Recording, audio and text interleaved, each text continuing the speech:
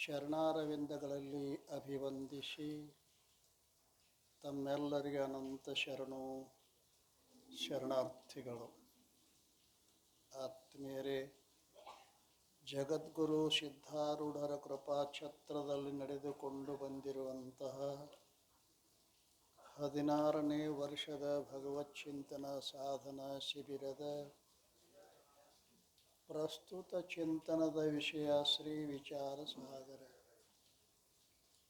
ವಿಚಾರಸಾಗರದ 1ನೇ ತರಂಗದಲ್ಲಿ ನಿನ್ನಿನ ದಿವಸ ಏನು ಚಿಂತನೆ ಮಾಡಿದೀವಿ ಅಂತ ಕೇಳಿದರೆ, ತತ್ವಜ್ಞಾನಕ್ಕೆ ಮುಖ್ಯ ಅಂತರಂಗ ಸಾಧನವೇ ಹೊರತು ತತ್ವಜ್ಞಾನಕ್ಕೆ ಮುಖ್ಯ ಸಾಧನೆ ಯಾವುದು? ಮಹಾವಾಕ್ಯ ಶ್ರವಣಾದಿಗಳು ಅಲ್ಲ ಅಂತ ಹೇಳ್ಕೊಂಬಂದಿದ್ದಾರೆ. ಮತ್ತು ಶ್ರವಣಾದಿಗಳ ಲಕ್ಷಣವನ್ನು ಕೂಡ ಹೇಳಿದ್ದಾರೆ. ಶ್ರವಣ ಅಂತ ಎದಕ್ಕೆ ಅನ್ನಬೇಕು? ಯುಕ್ತಿಯಿಂದ ವೇದಾಂತ ವಾಕ್ಯಗಳ ತಾತ್ಪರ್ಯ ನಿಶ್ಚಯಕ್ಕೆ ಯುಕ್ತಿ ಶಬ್ದದಿಂದ ಏನು ಸೂಚನೆ ಮಾಡ್ತಾ ಇದ್ದಾರೆ? ಯುಕ್ತಿ ಶಬ್ದದಿಂದ ಏನು ಸೂಚನೆ ಮಾಡ್ಯಾರ? ಷಡ್ಲಿಂಗಗಳನ್ನು. ಇಲ್ಲಿ ಯುಕ್ತಿ ಶಬ್ದದಿಂದ ಉಪಕ್ರಮ, ಉಪಸಂಹಾರ, ಅಭ್ಯಾಸ, ಅಪೂರ್ವತ, ಫಲ, ಅರ್ಥವಾದ ಉಪಪತ್ತಿ. ಈ ಯುಕ್ತಿ ಶಬ್ದದಿಂದ ಈ ಯಾವ 6 ಲಿಂಗಗಳನ್ನು ತಿಳ್ಕೋಬೇಕು ಅಂತ ಹೇಳಿ ನಂತರ ಮನನದ ಲಕ್ಷಣವನ್ನು ಹೇಳಿದ್ದಾರೆ. ಮನನದ ಲಕ್ಷಣ ಏನು ಹೇಳಿದ್ದಾರೆ? ಭೇದ ಬಾಧಕ ಅಭೇದ ಸಾಧಕ ಯುಕ್ತಿಗಳಿಂದ ಅದ್ವಿತೀಯ ಬ್ರಹ್ಮದ ಚಿಂತನೆ ಮಾಡುವುದಕ್ಕೆ ಮನನ. ಭೇದವನ್ನು ಬಾಧಿಸುವ ಹಾಗೂ ಅಭೇದವನ್ನು ಸಾಧಿಸುವ ಯುಕ್ತಿಗಳನ್ನು ನಾವು ಚಿಂತನೆ ಮಾಡಿದ್ದೇವೆ. ಟಿಪ್ಪಣಿ ಒಳಗೆ ಹೇಳ್ಕೊಂಬಂದಾರಿಲ್ಲ. ಇನ್ನು ನಿಧಿಧ್ಯಾಸನ ಅಂತ ಅದಕ್ಕೆ ಅನ್ನಬೇಕು?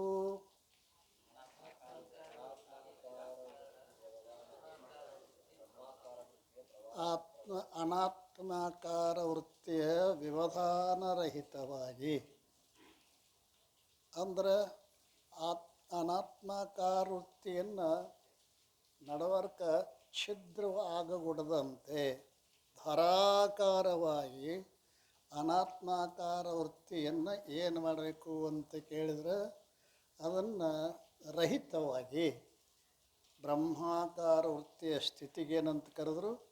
ನಿಧಿಧ್ಯಾಸನ. ಈ ಜಗತ್ತಿನಲ್ಲಿರ್ತಕ್ಕಂಥ ಪದಾರ್ಥಗಳೆಲ್ಲ ಅಸ್ಥಿ, ಭಾತಿ, ಪ್ರಿಯ, ನಾಮ, ರೂಪಗಳಿಂದ ಕೂಡಿಕೊಂಡಿದ್ದಾವೆ. ನಮ್ಮ ಅಂತಃಕರಣ ವೃತ್ತಿ ಬಾಹ್ಯದಲ್ಲಿ ಹೋಗಿ ಒಳಗೆ ಬಂತು ಅಂದರೆ ನಾಮರೂಪಗಳನ್ನ ಹಚ್ಚಿಕೊಂಡೇ ಬಂದಿರ್ತದೆ. ಆ ನಾಮರೂಪಗಳನ್ನು ಬಾಧಿಸಿ ಅಲ್ಲಿರ್ತಕ್ಕಂಥ ಅಸ್ಥಿ, ಭಾತಿ, ಪ್ರಿಯ ರೂಪವಾದ ವೃತ್ತಿಯನ್ನು, ಅದು ಬ್ರಹ್ಮಾಕಾರ ವೃತ್ತಿ. ಅಸ್ಥಿ, ಭಾತಿ, ಪ್ರಿಯ ರೂಪ ಅಂತಂದ್ರೆ ಬ್ರಹ್ಮಾಕಾರ ವೃತ್ತಿಯನ್ನು ಮಾಡ್ತಾ ಹೋದ್ರೆ ಇದಕ್ಕೆ ನಿಧಿಧ್ಯಾಸನ ಅಂತ ಕರಿತಾ ಇದ್ದಾರೆ. ಈ ನಿಧಿಧ್ಯಾಸನ ಪರಿಪಕ್ವ ಅವಸ್ಥೆ ಸಮಾಧಿ. ಸಮಾಧಿ ಒಂದು ಸವಿಕಲ್ಪ ಸಮಾಧಿ, ಇನ್ನೊಂದು ನಿರ್ವಿಕಲ್ಪ ಸಮಾಧಿ. ಈ ನಿಧಿಧ್ಯಾಸನ ಪರಿಪಕ್ವ ಅವಸ್ಥೆ ಸಮಾಧಿ ಅಂತ ಏನು ಹೇಳೋರಲ್ಲ, ಇದು ಸವಿಕಲ್ಪ ಸಮಾಧಿ ಅದ. ಆ ಸವಿಕಲ್ಪ ಸಮಾಧಿ ಅಭ್ಯಾಸದಿಂದ ಮುಂದೇನಾಕತಿ? ನಿರ್ವಿಕಲ್ಪ ಸಮಾಧಿ ಪ್ರಾಪ್ತಿ ಆಗ್ತದೆ ಅಂತ ಸಮಾಧಿಯ ಬಗ್ಗೆ ಭಾಳಷ್ಟು ಏನು ಚಿಂತನೆ ಮಾಡಿದ್ದೇವೆ. ಈಗ ಸಂಶಯಕ್ಕೆ ಅಸಂಭಾವನಾ ಅನ್ನುವರು, ವಿಪರ್ಯಯಕ್ಕೆ ವಿಪರೀತ ಭಾವನಾ ಅನ್ನುವರು. ಸಂಶಯಕ್ಕೆ ಅಸಂಭಾವನಾ ಅನ್ನುವರು. ಸಂಶಯದ ಬಗ್ಗೆ ಟಿಪ್ಪಣಿ ಮಾಡಿದ್ದಾರೆ. ಏನು? ಎಷ್ಟು ಟಿಪ್ಪಣಿ? 34. ಇದು ಹಗ್ಗವಿರುವುದೋ ಅಥವಾ ಹಾವು ಇರುವುದೋ? ಈ ರೀತಿಯಿಂದ ದ್ವಿಕೋಟಿ ನಾಮದ ಎರಡು ಪಕ್ಷವನ್ನು ವಿಷಯ ಮಾಡುವಂತಹ ಜ್ಞಾನ ಇದಕ್ಕೆ ಸಂಶಯ. ಒಂದು ನಿಶ್ಚಯ ಇಲ್ಲ, ಇದು ಹಾಗೋ ಇದು ಹಾಗೋ. ದ್ವಿಕೋಟಿ ಜ್ಞಾನಂ ಸಂಶಯ. ಎರಡು ಕೋಟಿ ಒಂದೇ ಇಲ್ಲ. ಈ ಎರಡು ಕೋಟಿ ದ್ವಿಕೋಟಿ ನಾಮಕ ಎರಡು ಪಕ್ಷವನ್ನು ವಿಷಯ ಮಾಡ್ತಕ್ಕಂಥದ್ದಕ್ಕೆ ಅಂದ್ರೆ ಸಂಶಯ. ಈ ಸಂಶಯಗಳು ಎಷ್ಟು ಪ್ರಕಾರದವ? ಪ್ರಮಾಣಗತ ಸಂಶಯ, ಪ್ರಮೇಯಗತ ಸಂಶಯ. ಪ್ರಮಾಣಗತ ಸಂಶಯ ಅಂದ್ರೇನು?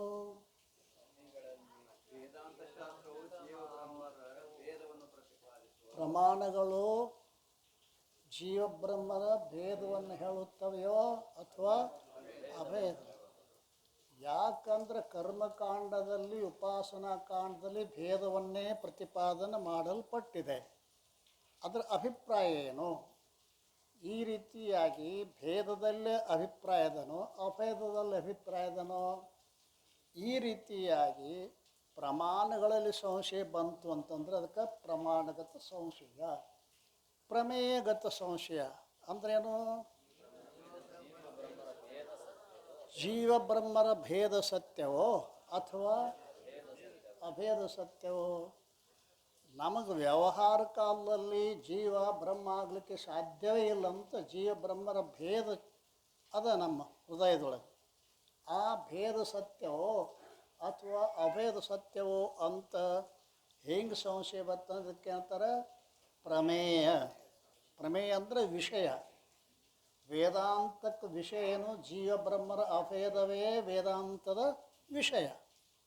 ಆ ವಿಷಯದಲ್ಲಿ ನಮಗೆ ಸಂಶಯ ಬಂತಂದ್ರೆ ಅದಕ್ಕೆ ಪ್ರಮೇಯಗತ ಸಂಶಯ ಅಂತ ಕರೀತಾರೆ. ಈ ರೀತಿಯಾಗಿ ಪ್ರಮಾಣಗತ ಸಂಶಯ ಪ್ರಮೇಯಗತ ಸಂಶಯ ಎರಡು ಕೂಡಿಸಿ ಇಲ್ಲಿ ಸಂಶಯ ಅಸಂಭಾವನಾ ಅಂತ ಕರೀತಾರೆ. ಎರಡನೇದ್ದು ವಿಪರೀತ ಭಾವನಾ ಅಂತ ಕೂಡ ಹೇಳಿಕೊಂಡು ಬಂದಿದ್ದಾರೆ. ಇಲ್ಲಿ ಶ್ರವಣದಿಂದ ಪ್ರಮಾಣದ ಸಂಶಯ ನಿವೃತ್ತಿಯಾಗುವುದು ಮತ್ತು ಮನನದಿಂದ ಪ್ರಮೇಯದ ಸಂಶಯ ನಿವೃತ್ತಿ ಆಗುವುದು. ಷಡ್ಲಿಂಗಪೂರ್ವಕವಾಗಿ ನಾವು ಶ್ರವಣ ಮಾಡಿದ್ದೀವಿ ಅಂತಂದರೆ ಆ ಷಡ್ಲಿಂಗಪೂರ್ವಕವಾಗಿ ಶ್ರವಣ ಮಾಡುವುದರಿಂದ ಏನಾಗ್ತದೆ ಅಂದ್ಕರ ಪ್ರಮಾಣಗತ ಸಂಶಯ ನಿವೃತ್ತಿ ಆಗ್ತದೆ. ಮನನದಿಂದ ಏನಾಗ್ತದೆ? ಪ್ರಮೇಯಗತ ಸಂಶಯ ನಿವೃತ್ತಿ ಆಗ್ತದೆ. ನಂತರ ವೇದಾಂತ ವಾಕ್ಯಗಳು ಅದ್ವಿತೀಯ ಬ್ರಹ್ಮದ ಪ್ರತಿಪಾದಕಗಳಿರುವವೋ ಅಥವಾ ಅನ್ಯ ಅರ್ಥದ ಪ್ರತಿಪಾದಕಗಳಿರುವವೋ? ಹೀಗೆ ಪ್ರಮಾಣಗಳಲ್ಲಿ ಸಂಶಯ ಉಂಟಾದರೆ ಅದು ಶ್ರವಣದಿಂದ ನಿವೃತ್ತಿ ಆಗುತ್ತದೆ. 35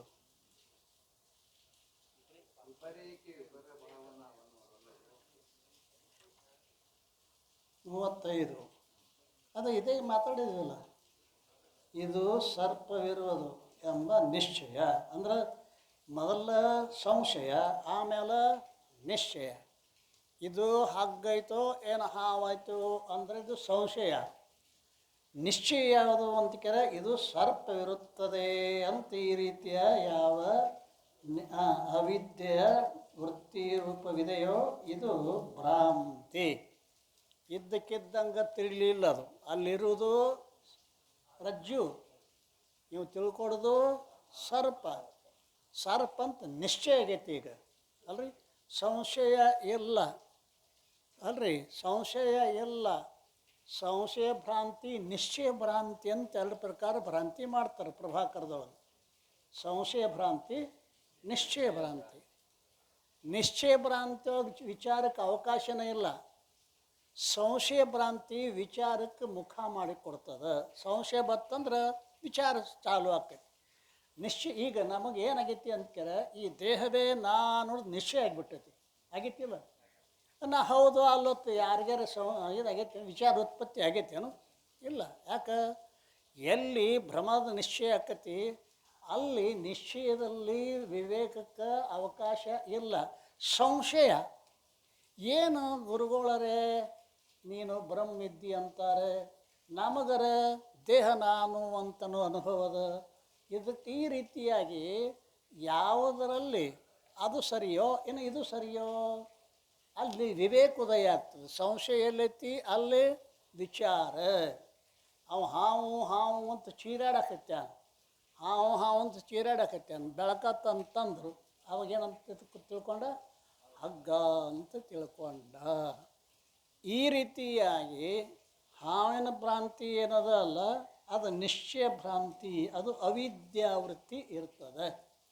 ಅಲ್ಲ ಏನದ ಅಲ್ಲಿ ಹಾವು ಅಂತ ನೀನು ನಿಶ್ಚಯ ಮಾಡಿದಲ್ಲ, ಅವಿದ್ಯಾವೃತ್ತಿ ಇರ್ತದೆ. ಆ ಹಾವು ಎಲ್ಲಿಂದ ಬಂತು? ಹಗ್ಗದಿಂದ ಬರಲಿಲ್ಲ, ಹಗ್ಗದ ಅಜ್ಞಾನದಿಂದ ಬಂದದ. ಹೌದ್ರಿ? ನಮಗನಿಸ್ತತಿ ಹಗ್ಗನ ಹಾವಾಗೈತೆ ನಮಗನಿಸ್ತದ. ಹಗ್ಗ ಹಾವಾಗಿಲ್ಲ, ಹಗ್ಗದ ಅಜ್ಞಾನ ಹಾವಾಗ್ಯದ. ಹಗ್ಗದ ಜ್ಞಾನ ಇದ್ರೆ ಹಾವು ಎಲ್ಲಿದ್ದು ಬರ್ತೈತಿ? ಅದು ಅಲ್ಲ, ಹಗ್ಗದ ಅಜ್ಞಾನವೇ ಸರ್ಪ ಆಗೈತೆ, ಅದರಲ್ಲಿ ಅವಿದ್ಯಾವೃತ್ತಿ ಐತಿ ಅಂತ ಹೇಳ್ತಾ ಇದ್ದಾರೆ. ಈ ರೀತಿಯಾಗಿ ಅವಿದ್ಯಾವೃತ್ತಿ ಇರುವುದು ಅದು ಭ್ರಾಂತಿ ಜ್ಞಾನವೆನಿಸುವುದು.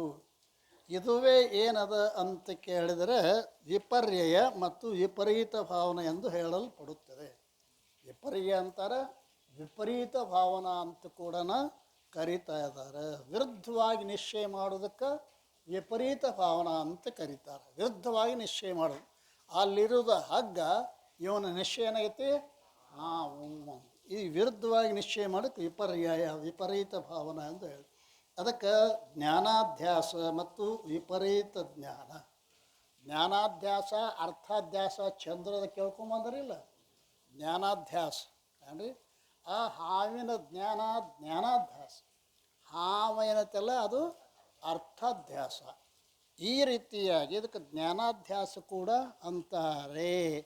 ಈ ರೀತಿ ಕೂಡ ಅನ್ನುವರು.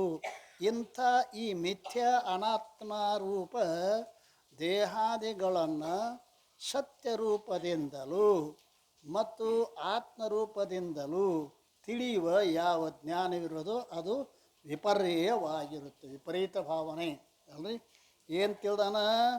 ಇದು ಇಂಥ ಈ ಮಿಥ್ಯ ಅನಾತ್ಮರೂಪ ದೇಹಾದಿಗಳು, ದೇಹಾದಿಗಳ ಆತ್ಮವೋ ಅನಾತ್ಮವೋ?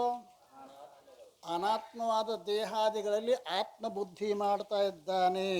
ಅವು ಅನಿತ್ಯದವ ಅವು ಅಸತ್ಯದವ ಸತ್ಯ ಅಂತ ನಿಶ್ಚಯ ಮಾಡ್ತಾ ಇದ್ದಾನೆ. ಇದಕ್ಕೆ ಏನಂತ ಕರೆದ್ರು ಅಂತಾರೆ? ಜ್ಞಾನಾಧ್ಯಾಸ ಅಂತ. ಅರ್ಥಾಧ್ಯಾಸ ಜ್ಞಾನಾಧ್ಯಾಸ ವಿಚಾರ ಮಾಡಿದ್ದೇವೆ. ಇನ್ನು ಇಲ್ಲಿ ಎಲ್ಲಿ ಬಂದಿದ್ದೀಗ?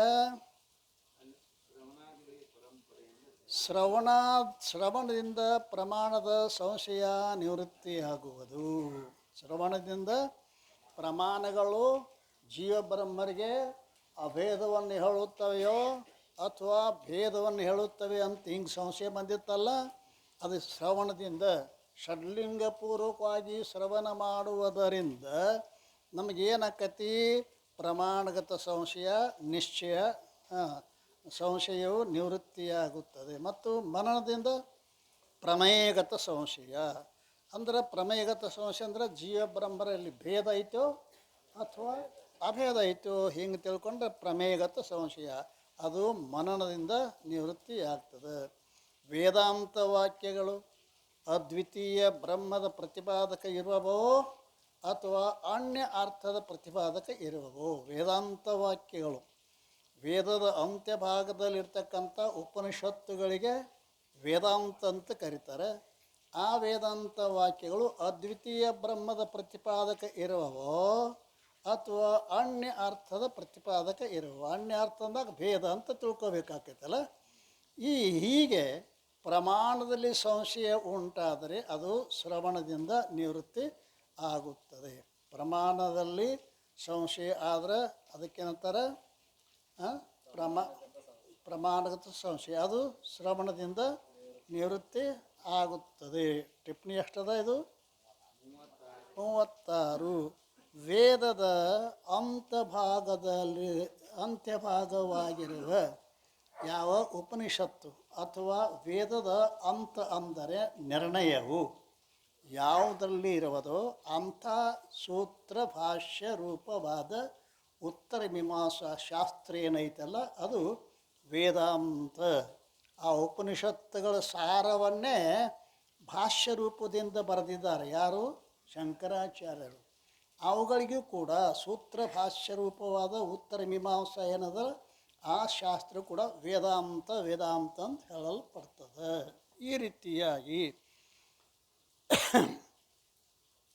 ಜೀವ ಬ್ರಹ್ಮರ ಅಭೇದ ಸತ್ಯವಿರುವುದೋ ಅಥವಾ ಭೇದ ಸತ್ಯವಿರುವುದೋ ಹೀಗೆ ಪ್ರಮೇಯದಲ್ಲಿ ಸಂಶಯವಾದರೆ ಅದು ಮನನದಿಂದ ನಿವೃತ್ತಿ ಆಗುತ್ತದೆ. ಜೀವ ಬ್ರಹ್ಮರ ಅಭೇದ ಸತ್ಯವಿದೆಯೋ ಅಥವಾ ಭೇದ ಸತ್ಯವಿದೆಯೋ ಅಂತಂತ ಸಂಶಯ ಬಂತಂದ್ರೆ ಅದು ಪ್ರಮೇಯದಲ್ಲಿ ಏನು ಸಂಶಯ ಅದ ಅದು ಮನನದಿಂದ ನಿವೃತ್ತಿ ಆಗ್ತದೆ. ಟಿಪ್ಪಣಿ ಅದಾನಿದು 37. ಪ್ರಮಾಜ್ಞಾನಕ್ಕೆ ಯಾವುದು ಕಾರಣವಾಗಿರುವುದೋ ಅದು ಪ್ರಮಾಣ. ಪ್ರಮಾಜ್ಞಾನಕ್ಕೆ ಯಾವುದು ಕಾರಣವಾಗಿರುವುದು ಅದು ಪ್ರಮಾಣ. ಘಟಜ್ಞಾನ ಪ್ರಮಾದ. ಆ ಪ್ರಮಾಕ್ಕೆ ಯಾವುದು ಕಾರಣ ಆಗ್ಯದ? ನೇತ್ರ ಇಂದ್ರಿಯ. ಘಟದ ಜ್ಞಾನಕ್ಕೆ ನೇತ್ರೇಂದ್ರಿಯ ಪ್ರಮಾಣ. ಘಟಜ್ಞಾನ ಎಂಬ ಪ್ರಮೇ. ಆ ಪ್ರಮಾಕ್ಕೆ ಏನೈತಿ ಅಂತ ಕೇಳಿದ್ರೆ ನೇತ್ರವೇ ಪ್ರಮಾಣ. ಆ ರೀತಿಯಿಂದ ಪ್ರಮಾಜ್ಞಾನಕ್ಕೆ ಯಾವುದು ವಿಷಯವಾಗಿರುವುದೋ ಪ್ರಮಾಜ್ಞಾನಕ್ಕೆ ವಿಷಯವಾದ ಯಾವುದು ಕರಣವಿರುವುದೋ ಅದು ಪ್ರಮಾಣವೆನಿಸುತ್ತದೆ. ಪ್ರಮಾಕರಣಂ ಪ್ರಮಾಣಂ. ಎಲ್ಲೆಲ್ಲಿ ಪ್ರಮಾ ಇರ್ತದೆ ಅಲ್ಲೆಲ್ಲ ಪ್ರಮಾಣದಿಂದನೇ ಆಗಿರ್ತದೆ. ಈ ರೀತಿಯಿಂದ ಇಲ್ಲಿ ವೇದ ಪ್ರತಿಪಾದಕ ಮೋಕ್ಷಾದಿಕ ಪದಾರ್ಥಗಳ ಯಥಾರ್ಥ ಅನುಭವ ರೂಪ ಯಾವ ಶಾಬ್ದಿ ಪ್ರಮಾ ಇರುವುದೋ ಅದಕ್ಕೆ ಕರಣರೂಪವಾದ ಯಾವ ಉಪನಿಷದ್ರೂಪ ಶಬ್ದವಿರೋದೋ ಅದು ಪ್ರಮಾಣ. ಉಪನಿಷದ್ರೂಪವಾಗಿರ್ತಕ್ಕಂಥ ಶಬ್ದವೇ ಏನದ ಅಂತ ಕೇಳಿ ನಮಗೆ ಪ್ರಮಾಣ ಆಗ್ತದೆ. ಉಪನಿಷದ್ರೂಪ ಶಬ್ದವಿರುವುದು ಅದು ಪ್ರಮಾಣ. ಅಂದರೆ ಪದಾರ್ಥಗಳ ಯಥಾರ್ಥ ಅನುಭವ. ಪದಾರ್ಥಗಳ ಯಥಾರ್ಥ ಅಂದ್ರೆ ಯಥಾರ್ಥ. ಅರ್ಥವು ಹೇಗೆ ಇರುತ್ತದೆಯೋ ಹಾಗೆ ನಮಗೆ ತಿಳುವಳಿಕೆ ಆತಂದ್ರೆ ಯಥಾರ್ಥ ಜ್ಞಾನ ಅಂತ ಕರೀತಾರೆ ಅದಕ್ಕೆ. ಈ ರೀತಿ ಯಥಾರ್ಥ ಅನುಭವ ಏನಿರುವುದೋ ಅದು ಶಾಬ್ದಿ ಪ್ರಮಾ. ಆ ಶಾಬ್ದಿ ಪ್ರಮಾ ಏನದ ಅದಕ್ಕೆ ಕರ್ಣರೂಪವಾದದ್ದು ಯಾವುದು ಅಂದ್ಕರೆ ಉಪನಿಷದ್ ಶಬ್ದ. ಆ ಉಪನಿಷತ್ ಶಬ್ದಗಳು ಪ್ರಮಾಣವೆನಿಸುತ್ತದೆ. ಪ್ರಮಾಣವೆನಿಸುತ್ತದೆ. ಅದರ ಸ್ವರೂಪದಲ್ಲಿ ಯಾವ ಉಕ್ತ ಪ್ರಕಾರದ ಸಂಶಯವಿರುವುದೋ ಆ ಯಾವ ಪ್ರಮಾಣದಲ್ಲಿ ಸಂಶಯ ಐತಲ್ಲ ಅದಕ್ಕೇನಂತಾರೆ ಪ್ರಮಾಣಗತ ಸಂಶಯ. ವಿಚಾರ ಮಾಡಿ ನೋಡಿದ್ದಾದರೆ ಎಷ್ಟು ಪ್ರಕಾರದ ಪ್ರಮೇಯಗತ ಸಂಶಯ ಭೇದವಿರುವುದು ಭೇದವನ್ನು ಶಾಸ್ತ್ರ ಹೇಳಿರುವುದೋ ಅಷ್ಟು ಪ್ರಕಾರವಾಗಿ ಪ್ರಮಾಣಗತ ಸಂಶಯ ಭೇದ ಸಿದ್ಧವಾಗುತ್ತದೆ. ಎಷ್ಟು ಪ್ರಕಾರ ಪ್ರಮೇಯಗತ ಸಂಶಯಗಳದಾವಲ್ಲ ಅಷ್ಟು ಭೇದ ಏನೈತಿಲ್ಲ ಅದೆಲ್ಲ ಶಾಸ್ತ್ರದಲ್ಲಿ ಏನು ಹೇಳಿತಲ್ಲ ಅಷ್ಟು ಪ್ರಕಾರವಾಗಿ ಪ್ರಮಾಣಗತ ಸಂಶಯ ಐತಿ ಅಂತ ತಿಳ್ಕೋಬೇಕು. ಮೇಲೆ ಏನು ಬಂದತ್ತೀಗ? ಜೀವ ಬ್ರಹ್ಮರ ಹೌದಲ್ಲ ಅಭೇದ ಸತ್ಯವಿರೋದು ಅಥವಾ ಭೇದ ಸತ್ಯವಿರೋದು. ಹೀಗೆ ಪ್ರಮೇಯದಲ್ಲಿ ಸಂಶಯ ಉಂಟಾದರೆ ಅದು ಮನನದಿಂದ ನಿವೃತ್ತಿಯಾಗುತ್ತದೆ. 39 ಟಿಪ್ಪಣಿ ಅದಲ್ಲ 38, 39. ಹೀಗೆ ಅಂದರೆ ಇದರಿಂದ ಮೊದಲಾದ ಅನೇಕ ಆಕಾರವುಳ್ಳ ಪ್ರಮೇಯಗತ ಸಂಶಯ ಇರುತ್ತದೆ. ಇಲ್ಲಿ ಹೀಗೆ ಅನ್ನೋ ಶಬ್ದ ಹಾಕ್ಯಾರಲ್ಲ ಆ ಹೀಗೆ ಅನ್ನೋ ಶಬ್ದದಿಂದ ಏನು ತಿಳ್ಕೋಬೇಕು ಅಂದರೆ ಇದರಿಂದ ಮೊದಲಾದ ಅನೇಕ ಆಕಾರವುಳ್ಳ ಪ್ರಮೇಯಗತ ಸಂಶಯವು ಇರುತ್ತದೆ. ಪ್ರಮೇಯಗತ ಸಂಶಯದ ಅನೇಕ ಭೇದಗಳನ್ನು ನಾವು ಅಂದರೆ ಪಂಡಿತ್ ಪೀತಾಂಬರ್ಜಿ ಅವರು ಪಂಚದಶಿಯ ಭಾಷಾ ಟೀಕಾದಲ್ಲಿ ಹಾಗೂ ಬಾಲಬೋಧಿನಿ ಟೀಕಾದಲ್ಲಿ ಕೂಡ ಹೇಳಿದ್ದೇವೆ ಅಂತ ಇದು ಎಷ್ಟನೇದು 38. 39ರೊಳಗೆ ಏನು ಹೇಳ್ತಾರೆ? ಪ್ರಮಾಜ್ಞಾನದಿಂದಾಗಲಿ ಅಥವಾ ಅದರ ಸಾಧನ ಪ್ರಮಾಣದಿಂದಾಗಲಿ ತಿಳಿಯಲು ಯೋಗ್ಯವುಳ್ಳ ಯಾವ ಮೋಕ್ಷಾದಿಕ ಪದಾರ್ಥಗಳಿರುವವೋ ಅವು ಪ್ರಮೇಯವೆನಿಸುತ್ತವೆ. ಪ್ರಮೇಯ ಅಂದ್ರೇನು? ಪ್ರಮಾಜ್ಞಾನದಿಂದಾಗಲಿ ಅಥವಾ ಅದರ ಸಾಧನ ಪ್ರಮಾಣಗಳಿಂದಾಗಲಿ, ಪ್ರಮಾಜ್ಞಾನದಾಗ ಸಂಶಯ ಬರಲಿ ಅಥವಾ ಪ್ರಮಾಣಗಳಲ್ಲಿ ಸಂಶಯ ಬರಲಿ, ಯೋಗ್ಯವುಳ್ಳ ಯಾವ ಮೋಕ್ಷಾದಿಕ ಪದಾರ್ಥಗಳಿರುವವೋ ಅವು ಪ್ರಮೇಯ. ಪ್ರಮಾಣದೊಳಗೆ ಸಂಶಯ ಬರಬಹುದು ಅಥವಾ ಪ್ರಮಾದೊಳಗೆ ಸಂಶಯ ಬರಬಹುದು. ಇದಕ್ಕೇನಂತಾರೆ ಅಂದ್ಕ್ಯಾರ? ಪ್ರಮಾಣಗತ ಸಂಶಯ ಅಂತ ಕರೀತಾರೆ. 39 ಪ್ರಮಾಜ್ಞಾನದಿಂದಾಗಲಿ ಅಥವಾ ಅದರ ಸಾಧನ ರೂಪ ಪ್ರಮಾಕರಣಂ ಪ್ರಮಾಣಂ. ಸಾಧನ ಯಾವುದು? ಪ್ರಮಾಣ. ಈ ರೀತಿಯಾಗಿ ಈ ತಿಳಿಯಲು ಯೋಗ್ಯವುಳ್ಳ ಯಾವ ಮೋಕ್ಷಾದಿಕ ಪದಾರ್ಥಗಳಿರುವವು ಅವು ಪ್ರಮೇಯ. ಮೋಕ್ಷವೇ ಮೊದಲಾದ ಯಾವ್ಯಾವ ಪದಾರ್ಥಗಳಿದಾವಲ್ಲ ಅವುಗಳಕ್ಕೆಲ್ಲ ನಾವೇನ್ತೀವಿ? ಪ್ರಮೇಯ ಅಂತ ಕರಿತಾ ಇದ್ದೇವೆ. ಸಂಶಯವಾದರೆ ಅದು ಮನನದಿಂದ ನಿವೃತ್ತಿಯಾಗುತ್ತದೆ. ಪ್ರಮೇಯಗತ ಸಂಶಯ ಏನಾಕತಿ ಅಂದ್ಕ್ಯಾರ? ಮನನದಿಂದ ನಿವೃತ್ತಿ ಆಗ್ತದೆ. ದೇಹಾದಿಗಳು ಸತ್ಯವಿರುತ್ತವೆ ಮತ್ತು ಜೀವ ಬ್ರಹ್ಮರ ಭೇದವು ಸತ್ಯವಿರುತ್ತದೆ ಎಂಬಿ ಜ್ಞಾನಕ್ಕೆ ವಿಪರೀತ ಭಾವನಾ ಅನ್ನುವರು. ಅದಕ್ಕೆ ವಿಪ್ರಜೈ ಅನ್ನುವರು. ಅದನ್ನು ನಿಧಿಧ್ಯಾಸ ನಿವೃತ್ತಿ ಮಾಡುತ್ತದೆ. ದೇಹಾದಿಗಳು ಸತ್ಯವಿರುತ್ತವೆ ಮತ್ತು ಜೀವ ಬ್ರಹ್ಮರ ಭೇದವು ಸತ್ಯವಿರುತ್ತದೆ. ಇದು ಉಲ್ಟ ಅಲ್ಲ. ಅವ ಅಸತ್ಯದವ ಸತ್ಯ ಅಂತ ತಿಳ್ಕೊಂಡು, ದೇಹಾದಿಗಳು ಅಸತ್ಯದವ ಅದಕ್ಕೆ ಅಂತ ತಿಳ್ಕೊಂಡನವ ಸತ್ಯ ಅಂತ ತಿಳ್ಕೊಂಡಾನ. ದೇಹಾದಿಗಳು ಅಸತ್ಯ ಅಂತ ಯಾಕಂತೀವಿ ಅಂತ ಕೇಳ ತೋರಿ ಅಡಗತಕ್ಕಂಥವು ಅದಾವೆ. ಅಸತ್ಯ ಅಂದ್ರೆ ಏನದು? ಯಾವುದು ತೋರಿ ಅಡಗ್ತದನೋ ಅದಕ್ಕೆ ನಾವೇನಂತೀವಿ? ಅಸತ್ಯ ಅಂತ ತಿಳ್ತೀವಿ. ದೇಹಾದಿಗಳು ಸತ್ಯವಿರುತ್ತವೆ ಮತ್ತು ಜೀವ ಬ್ರಹ್ಮರ ಭೇದವು ಸತ್ಯವಿರುತ್ತದೆ. ಜೀವ ಬ್ರಹ್ಮರ ಭೇದ ಸತ್ಯ ಐತಿ ಅಂತ ನಾವು ಅಜ್ಞಾನ ಕಾಲದಾಗ ತಿಳ್ಕೊಂಡಿರ್ತೀವಿ. ಜೀವ ಬ್ರಹ್ಮ ಎಂದೂ ಆಗುವುದಿಲ್ಲ. ಯಾಕಂದ್ರೆ ಜೀವನಲ್ಲಿ ಪುಣ್ಯ ಪಾಪಗಳದಾವ, ಜನ್ಮ ಮರಣಗಳದಾವ. ಬ್ರಹ್ಮದಲ್ಲಿ ಪುಣ್ಯ ಪಾಪಗಳಿಲ್ಲ, ಜನ್ಮ ಮರಣಗಳಿಲ್ಲ. ಆದ್ರೆ ಜೀವನ ಬ್ರಹ್ಮ ಆಗಲಿಕ್ಕೆ ಸಾಧ್ಯ ಇಲ್ಲ ಅಂತೇನು ತಿಳುವಳಿಕೆ ಐತಲ್ಲ, ಇದಕ್ಕೆ ವಿಪರೀತ ಭಾವನಾ ಅಂತ ಕರೀತಾರೆ. ಅದಕ್ಕೆ ವಿಪ್ರಜೆ ಅಂತ ಕೂಡ ಅದನ್ನು ಅನ್ನುತ್ತಾರೆ. ವಿಪ್ರಜೆ ಅನ್ನೋದ್ರ ಬಗ್ಗೆ ಏನು ಹೇಳೋನಿಲ್ಲ. ವಿಪರ್ಯಯ, ಇಲ್ಲಿ ವಿಪರ್ಯಯ ಶಬ್ದವು ಅಪಭ್ರಂಶ ರೂಪವಾಗಿ ವಿಪ್ರಜೆ, ವಿಪರ್ಯಯ ಹೇಳಬೇಕಾದದ್ದನ್ನು ವಿಪ್ರಜೆ ಅಂತ ಅಪಭ್ರಂಶ ಅಂತ ಕರಿತಾ ಇದ್ದಾರೆ. ಈ ರೀತಿಯಿಂದ ಶ್ರವಣಾದಿಕ 3 ಅಸಂಭಾವನಾ ವಿಪರೀತ ಭಾವನೆಗಳ ನಾಶಕ ಇರುತ್ತವೆ ಮತ್ತು ಅಸಂಭಾವನಾ ವಿಪರೀತ ಭಾವನೆಗಳು ಜ್ಞಾನದ ಪ್ರತಿಬಂಧಕವಿರುತ್ತವೆ. ಅಸಂಭಾವನಾ ವಿಪರೀತ ಭಾವನಾ ಇತ್ತಂದ್ರೆ ಜ್ಞಾನ ಆಗುವುದಿಲ್ಲ. ಜ್ಞಾನಕ್ಕೆ ಪ್ರತಿಬಂಧಕದಾವ ಯಾವುವು? ಅಸಂಭಾವನಾ ವಿಪರೀತ ಭಾವನಾ ಪ್ರತಿಬಂಧಕವಿರುತ್ತವೆ.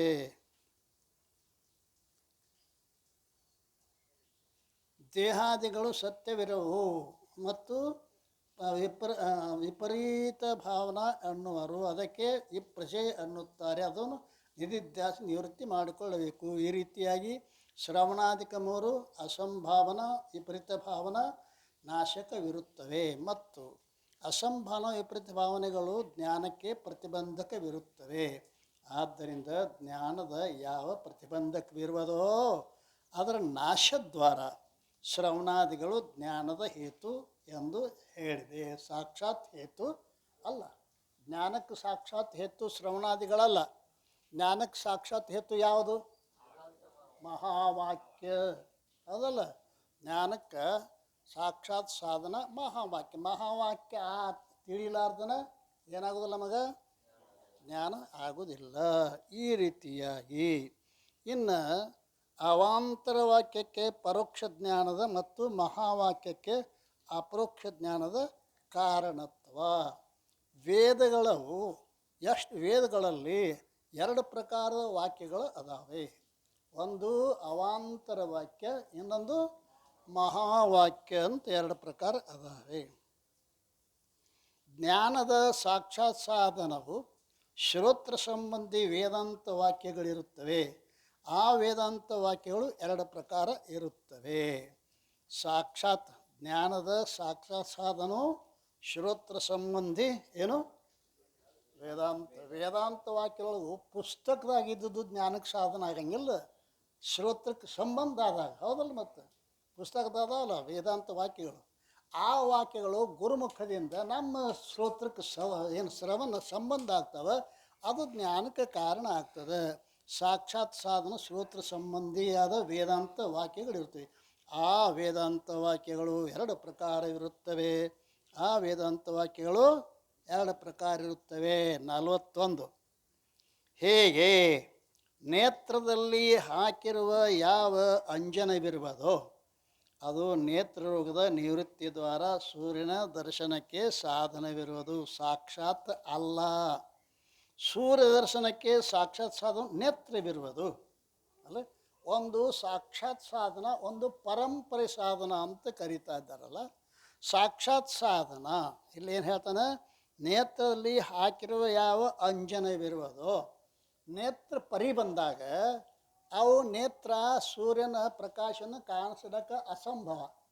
ಆವಾಗ ಏನು ಮಾಡ್ತಾರೆ ಅಂದ್ಕೇರ ಔಷಧ ಹಾಕ್ತಾ ಇದ್ದಾರೆ. ಅದಕ್ಕೇನಂತಾರೆ ಔಷಧಕ್ಕೆ? ಯಾವ ಅಂಜನ ಅಂತ ಕರೀತಾರೆ. ಆ ಅಂಜನ ಅದು ನೇತ್ರ ರೋಗದ ನಿವೃತ್ತಿ ದ್ವಾರ, ನೇತ್ರ ರೋಗದ ನಿವೃತ್ತಿ ಮಾಡ್ತೈತಿ ಹೊರತು ಆ ಸೂರ್ಯನ ದರ್ಶನಕ್ಕೆ ಸಾಧನವಿರುವುದು. ಆತ ಸಾಕ್ಷಾತ್ ಸಾಧನ ಅಲ್ಲ ಅಲ್ರಿ. ನೇತ್ರ ಸಾಕ್ಷಾತ್ ಸಾಧನ ನೇತ್ರದ. ಆ ನೇತ್ರಕ್ಕೆ ಯಾವಾಗ ಪರಿ ಬಂದು ಪ್ರತಿಬಂಧಕ ಆತು ಅಂತಂದ್ರೆ ಆ ಪ್ರತಿಬಂಧಕನ ನಿವೃತ್ತಿ ಮಾಡ್ತಕ್ಕಂಥದ್ದು ಏನು ಅಂಜನ ಐತಲ್ಲ, ಆ ಅಂಜನ ಏನು ಮಾಡ್ತೈತಿ? ರೋಗವನ್ನು ನಿವೃತ್ತಿ ಮಾಡ್ತೈತಿ ಹೊರತು ಸೂರ್ಯನ ದರ್ಶನಕ್ಕೆ ಅದು ಸಾಕ್ಷಾತ್ ಸಾಧನ ಅಲ್ಲ. ಸಾಕ್ಷಾತ್ ಸಾಧನ ಯಾವುದು? ನೇತ್ರವೇ ಸಾಕ್ಷಾತ್ ಸಾಧನ. ಇನ್ನು ಸೂರ್ಯ ದರ್ಶನಕ್ಕೆ ಸಾಕ್ಷಾತ್ ಸಾಧನ ನೇತ್ರವಿರುವುದು. ಹಾಗೆ ಶ್ರವಣಾದಿಗಳು ಜ್ಞಾನದ ಪ್ರತಿಬಂಧಕ ರೂಪ ರೋಗದ ನಿವೃತ್ತಿ ದ್ವಾರ ಜ್ಞಾನದ ಸಾಧನವಿರುತ್ತವೆ. ಜ್ಞಾನಕ್ಕೆ ಈ ಶ್ರವಣಾದಿಗಳು ಸಾಕ್ಷಾತ್ ಸಾಧನ ಅಲ್ಲ ಅಲ್ಲ. ಶ್ರವಣಾದಿಗಳು ಏನೋ ಪ್ರತಿಬಂಧಕದ ನಿವೃತ್ತಿ ದ್ವಾರ ಜ್ಞಾನಕ್ಕೆ ಸಾಧನ ಅಕ್ಕವ ಹೊರತು ಸಾಕ್ಷಾತ್ ಸಾಧನ ಅಲ್ಲ. ಜ್ಞಾನದ ಸಾಕ್ಷಾತ್ ಸಾಧನ ಏನಿರೋದು? ಶ್ರೋತ್ರ ಸಂಬಂಧಿ ವೇದಾಂತ ವಾಕ್ಯಗಳು ಇರುತ್ತವೆ. ಶ್ರೋತ್ರಕ್ಕೆ ಸಂಬಂಧಿಯಾಗಿರ್ತಕ್ಕಂಥ ವೇದಾಂತ ವಾಕ್ಯಗಳು. ಅವಾಂತರ ವಾಕ್ಯ ಶ್ರೋತ್ರಕ್ಕೆ ಸಂಬಂಧ ಆತಂದ್ರೆ ಪರೋಕ್ಷ ಜ್ಞಾನ ಆಕೈತಿ. ಮಹಾವಾಕ್ಯ ಶ್ರೋತ್ರಕ್ಕೆ ಸಂಬಂಧ ಆತಂದ್ರೆ ಅಪರೋಕ್ಷ ಜ್ಞಾನ ಆಕೈತಿ. ಈ ರೀತಿಯಾಗಿ ಶ್ರೋತ್ರ ಸಂಬಂಧಿಯಾಗಿರ್ತಕ್ಕಂಥ ವೇದಾಂತ ವಾಕ್ಯಗಳು ಜ್ಞಾನಕ್ಕೆ ಕಾರಣ ಆಗಿರುತ್ತದೆ ಅಂತ ಹೇಳಿಕೊಂಡು ಬಂದರು. ಇನ್ನು ಅವಾಂತರ ವಾಕ್ಯ ಮತ್ತು ಮಹಾವಾಕ್ಯ. ವೇದಾಂತದಲ್ಲಿ ಎರಡು ಪ್ರಕಾರದ ವಾಕ್ಯಗಳು. ಒಂದು ಅವಾಂತರ ವಾಕ್ಯ, ಇನ್ನೊಂದು ಮಹಾವಾಕ್ಯ. ಪರಮಾತ್ಮನ ಅಥವಾ ಜೀವನ ಸ್ವರೂಪ ಬೋಧಕವಾದ ವಾಕ್ಯಗಳು ಅವಾಂತರ ವಾಕ್ಯಗಳು ಎನಿಸುತ್ತವೆ. ಕೇವಲ ಪರಮಾತ್ಮನ ಸ್ವರೂಪವನ್ನೇ ಆಗಲಿ, ಕೇವಲ ಜೀವನ ಸ್ವರೂಪವನ್ನಾಗಲಿ ಬೋಧ ಮಾಡ್ತಿದ್ರೆ ಇವುಗಳಿಗೇನಂತರು? ಅವಾಂತರ ವಾಕ್ಯ. ಸತ್ಯಂ ಜ್ಞಾನಂ ಅನಂತಂ ಬ್ರಹ್ಮ. ಇದು ಕೇವಲ ಬ್ರಹ್ಮ ಸ್ವರೂಪದ ವರ್ಣನ ಮಾಡ್ತದೆ. ಏಷ ಹೃದಯಂತರ್ ಜ್ಯೋತಿ ಪುರುಷ. ಈ ಹೃದಯದಲ್ಲಿ ಜ್ಯೋತಿ ಪುರುಷನು ಇರುತ್ತಾನೆ. ಇದು ಜೀವಬೋಧಕವಾದ ಅವಾಂತರ ವಾಕ್ಯ ಅಂತ ಕರೀತಾರೆ. ಪರಮಾತ್ಮನ ಅಥವಾ ಜೀವನ ಸ್ವರೂಪ ಬೋಧಕವಾದ ವಾಕ್ಯಗಳು ಅವಾಂತರ ವಾಕ್ಯವೆನಿಸುತ್ತವೆ. ಜೀವ ಪರಮಾತ್ಮರ ಏಕತೆಯನ್ನು ಬೋಧಿಸುವ ವಾಕ್ಯಗಳೇ ಮಹಾವಾಕ್ಯ ಅಲ್ರಿ. ಜೀವ ಪರಮಾತ್ಮನ ಏಕತೆಯನ್ನು ಬೋಧ ಮಾಡ್ತಕ್ಕಂಥ ವಾಕ್ಯಗಳಿಗೆ ಮಹಾವಾಕ್ಯಗಳು ಅಂತ ಕರೀತಾರೆ. ಅವಾಂತರ ವಾಕ್ಯಗಳಿಂದ ಪರೋಕ್ಷ ಜ್ಞಾನವಾಗುತ್ತದೆ, ಮಹಾವಾಕ್ಯಗಳಿಂದ ಅಪರೋಕ್ಷ ಜ್ಞಾನವಾಗುತ್ತದೆ. ಅವಾಂತರ ವಾಕ್ಯದಿಂದ ಪರೋಕ್ಷ ಜ್ಞಾನ ಆಗ್ತದೆ, ಮಹಾವಾಕ್ಯದಿಂದ ಅಪರೋಕ್ಷ ಜ್ಞಾನ ಆಗ್ತತಿ. ಅದಕ್ಕೆ ದೃಷ್ಟಾಂತ ಕೊಡ್ತಾರೆ. ಬ್ರಹ್ಮನಿರುವನು, ಈ ಜ್ಞಾನಕ್ಕೆ ಪರೋಕ್ಷ ಜ್ಞಾನವೆನ್ನುತ್ತಾರೆ. ಅದಲ್ರಿ, ಸತ್ಯಂ ಜ್ಞಾನಂ ಅನಂತಂ ಬ್ರಹ್ಮ, ಈ ವಾಕ್ಯ ಇದು ಅವಾಂತರ ವಾಕ್ಯ. ಅದರಿಂದ ನಮಗೇನಕತಿ, ಬ್ರಹ್ಮ ಇದ್ದಾನೆ ಅಂತ ಜ್ಞಾನ ಆಕತಿ. ಇದಕ್ಕೇನಂತ ಕರೀತಾರೆ, ಪರೋಕ್ಷ ಜ್ಞಾನ. ಇದ್ದಾನೆ, ಎಲ್ಲಿದಾನೋ ಗೊತ್ತಿಲ್ಲ, ಇದ್ದಾನೆ ಅದಲ್ಲ. ಇನ್ನು ನಾನು ಬ್ರಹ್ಮನಿರುತ್ತೇನೆ, ಈ ಜ್ಞಾನಕ್ಕೆ ಅಪರೋಕ್ಷ ಜ್ಞಾನವೆನ್ನುವರು. ನಾನು ಬ್ರಹ್ಮನಿರುತ್ತೇನೆ, ಅಹಂ ಬ್ರಹ್ಮಾಸ್ಮಿ. ನಾನು ಬ್ರಹ್ಮನಿರುತ್ತೇನೆ ಅಂದ್ರೆ ಏನು? ಈ ನಾನು ಅನ್ನೋ ಶಬ್ದದ ಲಕ್ಷಾರ್ಥ ಯಾವುದದ?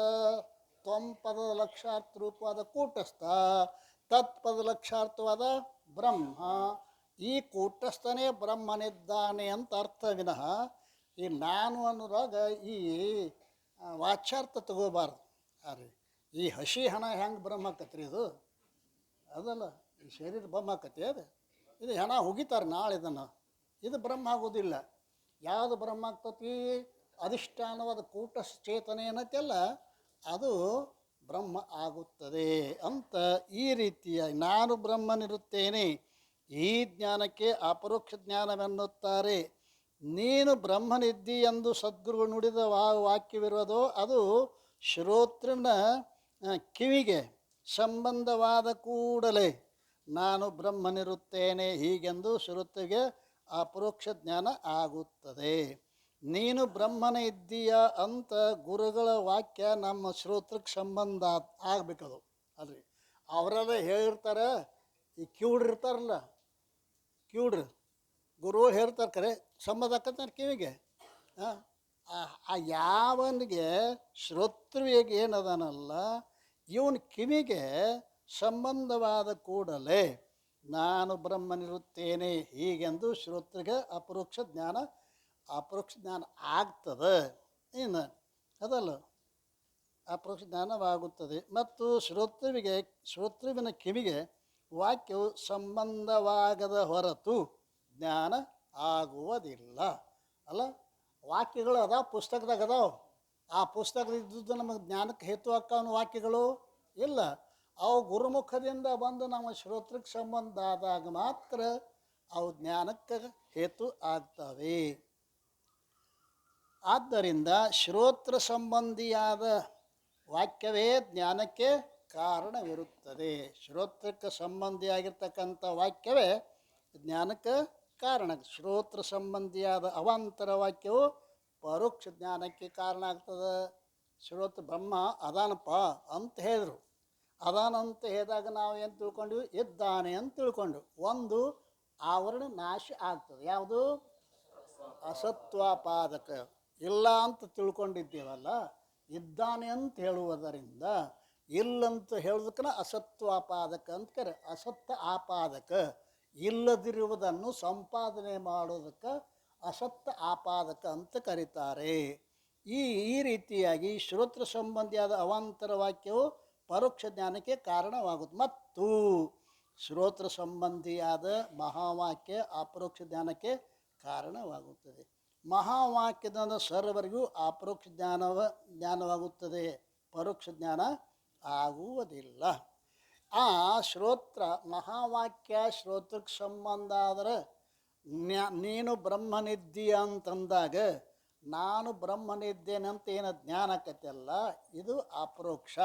ಅದ್ರಾಗ ಸಂಶಯ ಅದು ಬಂದು ಅಂತಂದ್ರೆ ಮತ್ತೆ ಅದಕ್ಕೆ ಶ್ರವಣ ಮನನ ನಿಧಿಧ್ಯಾಸನ ಮತ್ತು ಅವಕ್ಕೆ ಬೇರೆ ಸಾಧನಗಳದಾವೆ. ಆದ್ರೆ ನೀನು ಬ್ರಹ್ಮನಿದ್ಯಾ ಅಂದ ಕೂಡಲೇ ನಾನು ಬ್ರಹ್ಮನಿದ್ದೇನೆ ಅಂತ ಗುರುಗಳು ಹೇಳಕತ್ಯಾರ ಅಂತ ಸಂಬಂಧ ಆದ ಬಳಿಕ ನಾನು ಬ್ರಹ್ಮನಿದ್ದೇನೆ ಅಂತ ಜ್ಞಾನ ಆಗ್ತದೆ. ಪರಂತು ಕಿಂಚಿತ್ ಮಲವಿಕ್ಷೇಪದ ದೋಷಗಳಿದ್ದು ಅಂದ್ರೆ ಸಂಶಯ, ಅಸಂಭಾವನ ಇವು ಬರ್ತಾ ಇದ್ದಾವೆ. ಈ ರೀತಿಯಿಂದ ಇನ್ನು ವೇದಾಂತದ ಏಕದೇಶೀಯ ಮತ ಅಂದರೆ ಕೇವಲ ವಾಕ್ಯದ ಪರೋಕ್ಷ ಜ್ಞಾನವೇ ಆಗುತ್ತದೆ. ಇದು ಏಕದೇಶಿ. ಮ್ಯಾಲಿಂದಕ ಇವ್ರಿಗೆ ವ್ಯತ್ಯಾಸ ಅದ. ಮ್ಯಾಲ ಏನು ಹೇಳಿದರು ಅಂತ ಕೇರ, ಮಹಾವಾಕ್ಯವೇ ಜ್ಞಾನಕ್ಕೆ ಮುಖ್ಯ ಸಾಧನ ಮತ್ತು ಶ್ರವಣ ಮನನಿಧ್ಯಾಸನಗಳು ದೋಷದ ಪ್ರತಿಬಂಧಕವಾಗಿರ್ತಕ್ಕಂಥವು ನಿವೃತ್ತಿ ಮಾಡೋದರಲ್ಲಿ ಜ್ಞಾನಕ್ಕೆ ಸಾಧನ ಆಗ್ಯಾವ.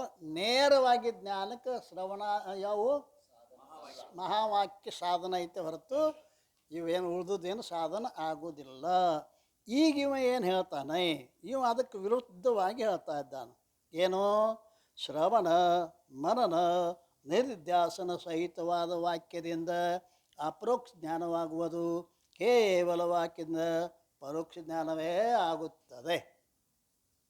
ಶ್ರವಣ ಮನ ನಿಧ್ಯಾಸನ ಸಹಿತವಾದ ವಾಕ್ಯದಿಂದ ಅಪರೋಕ್ಷ ಜ್ಞಾನ ಆಕತಿ. ಕೇವಲ ವಾಕ್ಯದಿಂದ ಪರೋಕ್ಷ ಜ್ಞಾನ ಆಕತಿ. ಮ್ಯಾಲೆ ಏನು ಹೇಳಿದ್ರು? ಮಹಾವಾಕ್ಯ ಶ್ರೋತ್ರ ಸಂಬಂಧಿ ಆದ ಕೂಡಲೇ ಅಪರೋಕ್ಷ ಜ್ಞಾನವೇ ಆಗುತ್ತದೆ ಅಂತ ಹೇಳಿದ್ರಿಲ್ಲ. ಇವೇನು ಹೇಳ್ತಾನ? ಕೇವಲ ವಾಕ್ಯ ಅಲ್ಲ, ಶ್ರವಣ ಮನನ ನಿಧಿಧ್ಯಾಸನ ಸಹಿತವಾದ ವಾಕ್ಯ ಅದು ಜ್ಞಾನಕ್ಕೆ ಸಾಧನ ಆಕತಿ. ಜ್ಞಾನವಾಗುವುದು ಕೇವಲ ವಾಕ್ಯದ ಪರೋಕ್ಷ ಜ್ಞಾನ ಆಕತಿ ಹೊರತು ಅಪರೋಕ್ಷ ಜ್ಞಾನ ಆಗುವುದಿಲ್ಲ. ಒಂದು ವೇಳೆ ಕೇವಲ ವಾಕ್ಯದಿಂದಲೇ ಅಪರೋಕ್ಷ ಜ್ಞಾನವಾಗುವುದಾದರೆ ಶ್ರವಣ ಮನನ ನಿಧ್ಯಾಸನಗಳು ವ್ಯರ್ಥವಾಗುತ್ತವೆ. ಅವನು ಹೇಳ್ತಾನೆ ಏನು?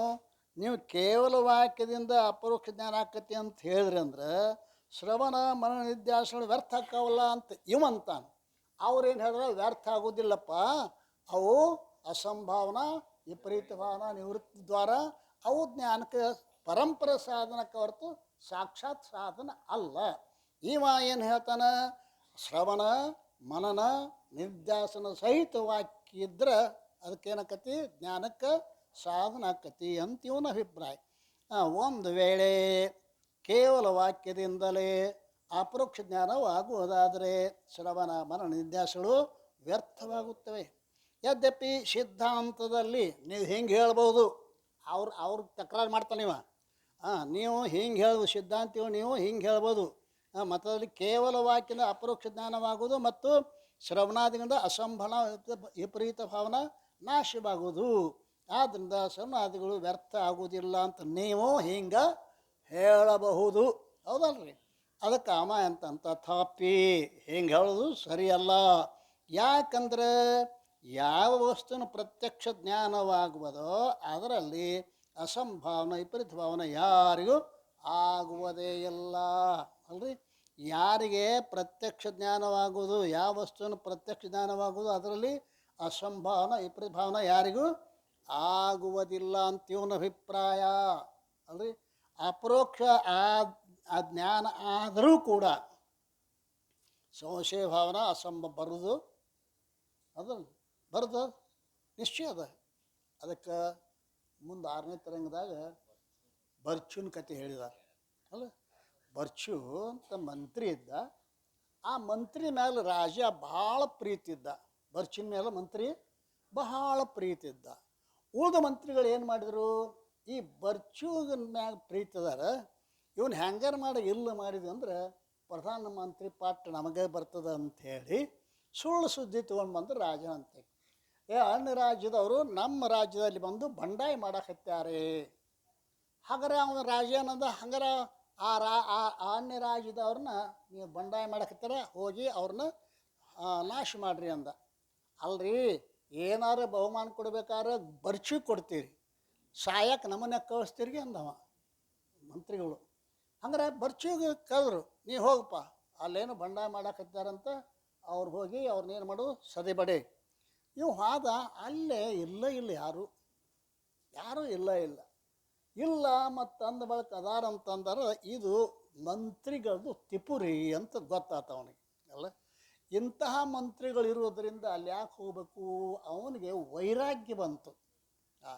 ವೈರಾಗ್ಯ ಬಂದು ಅಲ್ಲೇ ಅರಣ್ಯದಾಗನೇ ತಪಸ್ಸಾದಿಗಳು ಮಾಡ್ಕೊಂತ ಉಳ್ದ. ಅವನಿಗೆ ಜಟ ದಾಡಿ ಬಂದು ಮುಂದೇನು ಹೇಳಿದ್ರು ಅವರು, ಬರ್ಚು ಸತ್ತಾನ್ರಿ ಅಂತ ಹೇಳಿದ್ರು.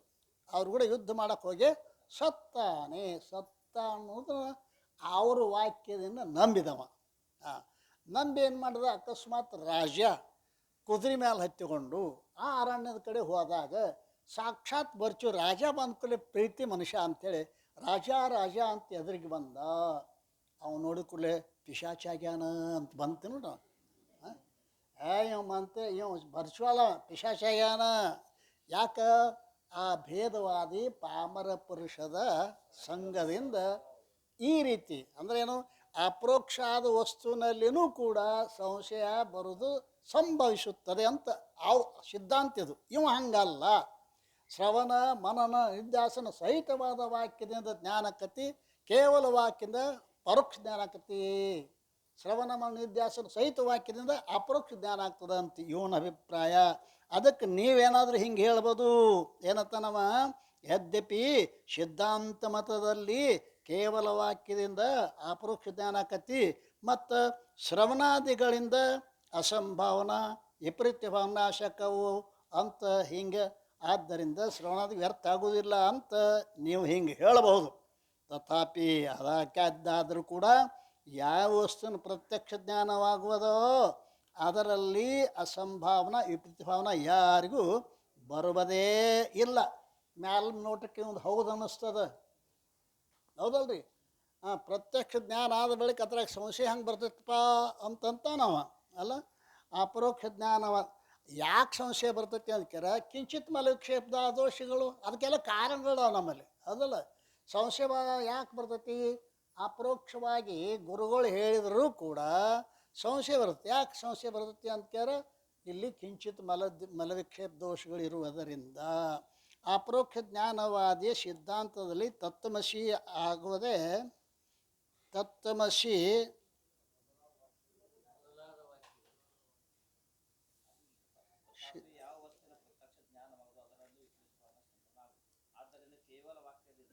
ಆದ್ದರಿಂದ ಕೇವಲ ವಾಕ್ಯದ ಅಪರೋಕ್ಷ ಜ್ಞಾನವಾದಿಯ ಸಿದ್ಧಾಂತದಲ್ಲಿ ಏನಕತಿ ಅಂತ ಕೇಳಿದ್ರೆ ಮೊದಲಾದ ವಾಕ್ಯಗಳಿಂದ ಬ್ರಹ್ಮದ ಅಪರೋಕ್ಷ ಜ್ಞಾನವಾದ ಬಳಿಕ ಅಸಂಭಾವನ ವಿಪರೀತ ಭಾವನ ಸಂಭವಿಸುವುದಿಲ್ಲ. ನೀವೇನು ಸಿದ್ಧಾಂತಗಳು ಹೇಳ್ತೀರಲ್ಲ ಅಲ್ಲೇ ಅಸಂಭಾವನ ವಿಪರೀತ ಭಾವನ ಸಂಭವಿಸುವುದೇ ಇಲ್ಲ. ಆದ್ದರಿಂದ ಶ್ರವಣಾದಿಗಳು ಸಾಧನಗಳು ವ್ಯರ್ಥವಾಗುತ್ತವೆ ಮತ್ತು ಕೇವಲ ವಾಕ್ಯದಿಂದ ಪರೋಕ್ಷ ಜ್ಞಾನವಾಗುವುದು, ಶ್ರವಣ ಮನನ ನಿಧ್ಯಾಸನಗಳಿಂದ ಮಾಡುವುದರಿಂದ ಅಪರೋಕ್ಷ ಜ್ಞಾನವಾಗುವುದು. ಆದ್ದರಿಂದ ಈ ಮತದಲ್ಲಿ ಶ್ರವಣಾದಿಗಳು ವ್ಯರ್ಥವಾಗುವುದಿಲ್ಲ. ಇದು ಬಹಳ ಗ್ರಂಥಕಾರರ ಮತವಿರುತ್ತದೆ ಅಂತ ನಾವು ಅಲ್ರಿ. ನಾವೊಬ್ಬನ ಹೇಳಂಗಿಲ್ಲ ನಮ್ಮ ಕಂಪ್ನಿ ಭಾಳ ಐತಿ ಅಂತಾನೇವ ನನ್ನಂಗೆ ಹೇಳೋರು. ಹಂಗೆ ಕೇವಲ ವಾಕ್ಯದಿಂದ ಪರೋಕ್ಷ ಜ್ಞಾನ ಆಗ್ತದೆ, ಶ್ರವಣ ಮನನ ನಿಧ್ಯಾಸನ ಸಹಿತ ವಾಕ್ಯದಿಂದ ಅಪರೋಕ್ಷ ಜ್ಞಾನ ಆಗ್ತತಿ. ನೀವು ಕೇವಲ ವಾಕ್ಯದಿಂದ ಅಪರೋಕ್ಷ ಜ್ಞಾನ ಕಿತ್ತಿ ಅಂತಂದ್ರೆ ಶ್ರವಣಾದಿಗಳು ವ್ಯರ್ಥ ಆಗ್ತವೆ ಇವನ ಅಭಿಪ್ರಾಯದ. ಈ ರೀತಿಯಾಗಿ ಬಹಳ ಮಂದಿ ಗ್ರಂಥಕಾರ ಮತ ಇರುತ್ತದೆ. 44 ಟಿಪ್ಪಣಿ ಹತ್ತಲ ಅವನ ಪ್ರಕಾರ ಹೇಳುವುದರಿಂದ ಏನಾಕತಿ ಅನ್ನೋದನ್ನು ಟಿಪ್ಪಣಿಯವ್ರು ಹೇಳ್ತಾನೆ. ನಾವು ಮಂದ ಜ್ಞಾನವುಳ್ಳವನಿಗೆ ಶ್ರವಣಾದಿ ಸಾಧನಗಳಿಗೆ ಆಲಸ್ಯ ಬುದ್ಧಿ ಉಂಟಾಗುತ್ತದೆ. ಈ ಅಭಿಪ್ರಾಯದಿಂದ ಉಕ್ತ ಪ್ರಕಾರದ ಇದು ಸಂಕ್ಷೇಪ ಶಾರೀರಿಕಾರದ ಭಿನ್ನವಾದ ಅನೇಕ ಪ್ರಕರಣ ಗ್ರಂಥಗಳ ಕರ್ತು ಇರುತ್ತವೆ. ಇಲ್ಲಿ ಸಂಕ್ಷೇಪ ಶಾರೀರಿಕ ಭಿನ್ನವಾದ ಅವ್ರಕ್ಕಿಂತಲೂ ಬೇರೆಯಾಗಿರ್ತಕ್ಕಂಥವರು ಮಂದ ಜ್ಞಾನ ಉಳ್ಳವನಿಗೆ ಶ್ರವಣಾದಿ ಸಾಧನಗಳ ಆಲಸ್ಯ ಆಗ್ತದೆ ಅಲ್ರಿ. ಮಂದ ಜ್ಞಾನಿನ ಪೂರ್ಣ ಆಗಿಲ್ಲ, ಅವನಿಗೆ ಏನಾಕತಿ ಅನ್ಕಿರ ಶ್ರವಣ ಮಾಡೋದ್ರಲ್ಲಿ ಆಲಸ್ಯ ಬುದ್ಧಿ ಉಂಟಾಗ್ತದೆ.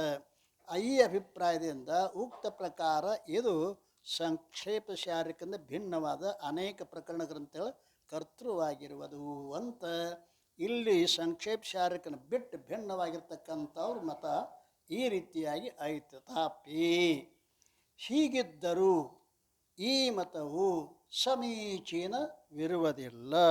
ಹೀಗಿದ್ದರೂ ಕೂಡ ಈಗೇನು ಹೇಳ್ಯಾನಲ್ಲ ಈ ಮತ ಸಮೀಚೀನ ಅಂದರೆ ಯೋಗ್ಯ ಇರುವುದಿಲ್ಲ. ಏಕೆಂದರೆ ಮೇಲೆ ಹೇಳಲ್ಪಟ್ಟ ಏಕದೇಶೀಯ ಮತದ ಅಸಮೀಚೀನತ್ವ, ಆ ಏಕದೇಶೀಯ ಮತ ಖಂಡನ ಮಾಡ್ತಾರೆ. ಏಕದೇಶಿ ಅಂದರೆ ಯಾರು ಏನ್ಬೇಕು ಅಂತ ಟಿಪ್ಪಣಿ ಒಂದು ಓದತ್ತಿಲ್ಲ ನೋಡಿಲ್ಲ. ಏಕದೇಶಿ ಅಂತ ಎದಕ್ಕಂತಾರೆ, ಯಾರಿಗಂತಾರೆ ಗೊತ್ತದ? ಎಷ್ಟನೇ ಟಿಪ್ಪಣಿ ಅದ ನೋಡೋದು? 42 ನೋಡು.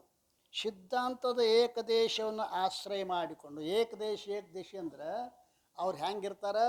ಸಿದ್ಧಾಂತದ ಏಕದೇಶವನ್ನು ಆಶ್ರಯ ಮಾಡಿಕೊಂಡು ಸ್ವತಂತ್ರವಾಗಿ ಅಧಿಕ ಅರ್ಥದ ನಿರೂಪಣವನ್ನು ಯಾವುದರಲ್ಲಿ ಮಾಡಿರುವುದೋ ಅಂಥ ಯಾವ ಪಂಚದಶಿ ಮೊದಲಾದ ವೇದಾಂತದ ಪ್ರಕರಣಗಳೇನಿರುವವೋ ಅವುಗಳ ಆಚಾರ್ಯರಿಗೆ ಇಲ್ಲಿ ಏಕದೇಶಿ ಎಂದು ಹೇಳಿದೆ, ಭರ್ತೃ ಪ್ರಪಂಚದ ಅನುಸಾರಿಯಾಗಿ ಅಲ್ಲ.